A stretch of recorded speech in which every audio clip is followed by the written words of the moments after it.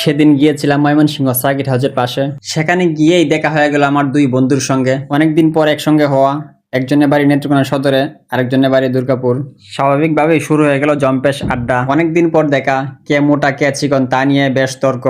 একসাথে হাঁটতে হাঁটতে পৌঁছে গেলাম জয়নুল আবেদিন পার্কের পাশ দিয়ে বয়ে যাওয়া ব্রহ্মপুত্র নদীর তীরে।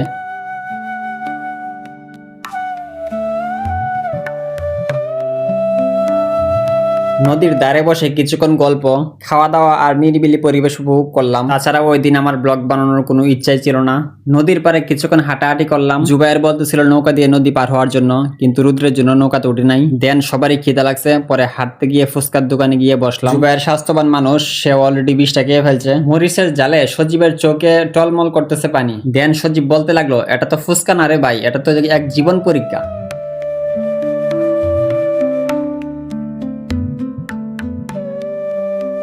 অবশেষে বিদায়ের ঘন্টা বেজে গেল। জয়নুল আবেদিন পার্ককে বিদায় দিয়ে চলে আসলাম সার্কিট হাউসের সম্মুখে। সার্কিট হাউসের সম্মুখে নিরিবিলি পরিবেশ বেশ ভালো লাগছিল। আমরা সকলে ছিলাম ক্লান্ত, কিন্তু মনের ভিতর ছিল শান্তি আর আনন্দ। ছোট্ট একটা ভ্রমণ, কিন্তু স্মৃতিতে রয়ে গেল অনেক বড় জায়গা নিয়ে। দেন ওই দিন ব্লগ বানানোর কোনো ইচ্ছাই ছিল না, তো টুকটাক শুরু করে দিলাম video. Bye bye circuit house, আজকের মতো এখানে বিদায়। দেখা হবে নতুন কোনো পর্ব নিয়ে আবার কোনো একদিন। ধন্যবাদ সবাইকে।